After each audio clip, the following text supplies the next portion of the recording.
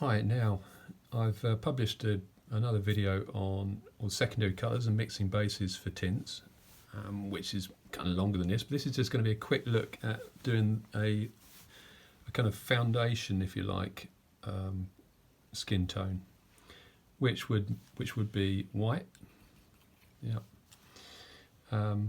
yellow ochre, there you go. And that actually could be a foundation for a skin tone in itself, but I'm going to usually add a little bit of red to it to pink that up, because we're not often, many of us have got yellow bases for our tints. And this colour I would use, I usually mix up a fair bit more of it. Oh, pick some blue up. Don't do that, you naughty blue, that ruin it completely. Chairs over there. Yeah, I'd usually mix a fair bit of this up in a kind of mid-tone, I guess, so that you can definitely tell that it's a pinky colour. A bit more red and yellow there. And this will be the foundation for a lot of skin tones that I will use those secondary mixes to add to normally.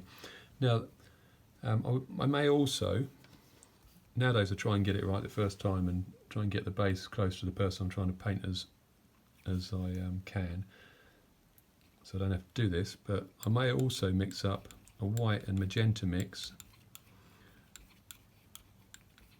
And actually, this mix, this white and magenta mix, may well end up on my palette anyway, because it's quite useful. Because quite often you have skin tones that are orangey, and at some point they may swap in the way they move across a form. They may become cooler as they move away, and so therefore some of the colours you may find there, or you may find in another part of the picture, actually may be more magenta based than the yellow ones. And so this is magenta with yellow ochre in a small quantity, and that is yellow ochre with magenta in a small quantity as a mix. Yeah, and between the two of them, let's see if I can get some more of that.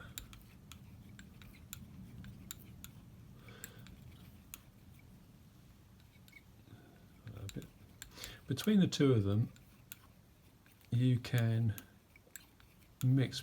You can add all the other colours, the secondary colours, to make nearly every colour in a face.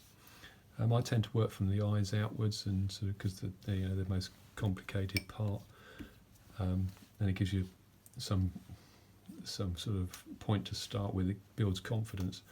But you can also mix these two, so you can pick that orange up, orangey, and add the other pink to it, and there you have a flesh tone that's in the middle. Obviously these are sort of Caucasian skin tones, or Western skin tones. What I would also add would be sometimes a little bit of burnt umber to both of those mixes,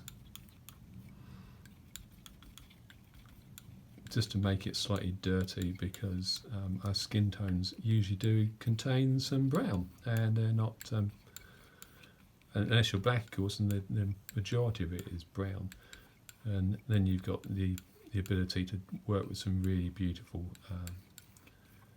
secondary colours in those. But this would be my type of skin tone, you know, pale Western person.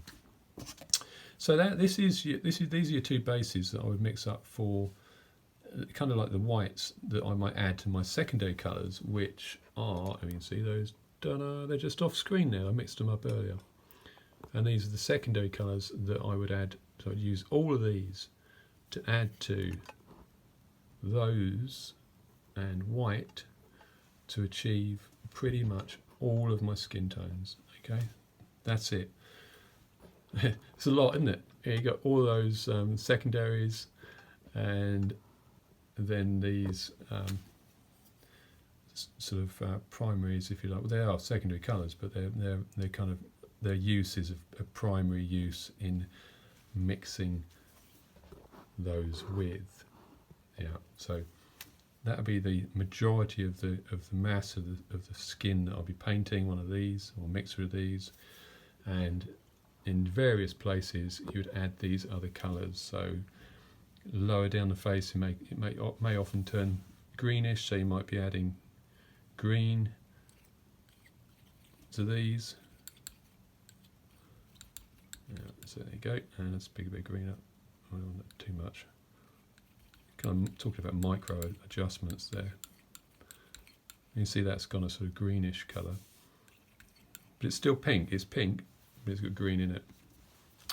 Or I might add some purple to one of these. This is why I normally have a lot more of this.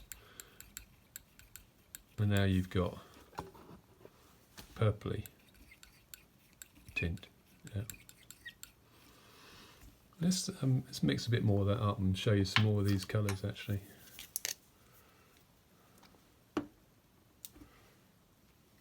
Because it's a bit confusing, isn't it? If someone says, "Oh yeah, you use all that," like I just did in a previous video. If I said, "Oh, you just mix these up and these are your flesh tones," you'd be like, "Well, they don't look like flesh tones. They look like orange and purple and green." And I don't know many people that are orange and purple and green. Well, that's true. So what I needed to explain in this other video is that those colours aren't just...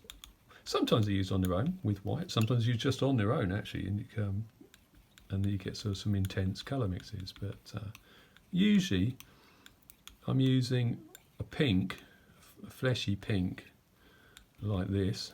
I'm usually using a fleshy pink like this to mix them all with. So instead of mixing them with white, although I often will do that as well, I'll be adding that to it. I'll be adding it to pink. Because you're talking about with European skin tones, you're talking about micro adjustments normally. Okay, so there's a fair bit of pink there. Okay, so that one's had a little bit of purple added to it. I might add some orange to it, which is, I'll orange up that skin tone. I've already got orange mixed up just there, see? Or that's my wife asking if I want a cup of tea. No, I'm all right, thanks, dear. thank you, dear. Or you might, we've had green, orange, purple. I may add a little bit of a mixture of burnt umber and magenta, and that will give me this kind of magenta-y colour. Yeah. I may also decide that I've got the pink there.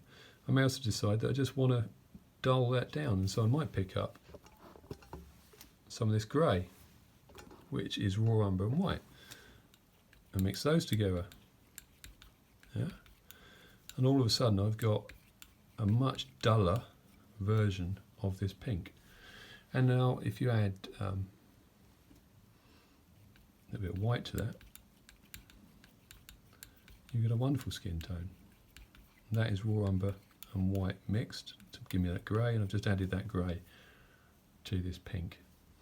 Yeah, and this is really what the process of mixing skin tones is all about. You're really adding, usually mixing up a sort of base pink in some form or other, and then you're adding one of these secondary colours to it, or you're adding black or some other colour to modify them to achieve the colours that you're after. But there you go, that's a quick rundown of how I go about mixing skin tones. And a lot of this would also be done with a brush, of course, so I won't be mixing them necessarily with a palette knife. I may be picking up some white with a brush, and I may pick that one and go, it's a bit dark, so I just need to add some white to that. and I've got a paler version. Quite often is the case, I go, that's still too dark, so just whack in a load more white. And I'm often using very pale mixes of these colours in white skin tones. So there you go. Hope those 10 minutes were useful. Sorry about the interruption for the "do you want a cup of tea" night, but I'll go and make myself one now and apologise to my wife. And I hope you found that useful. Thanks.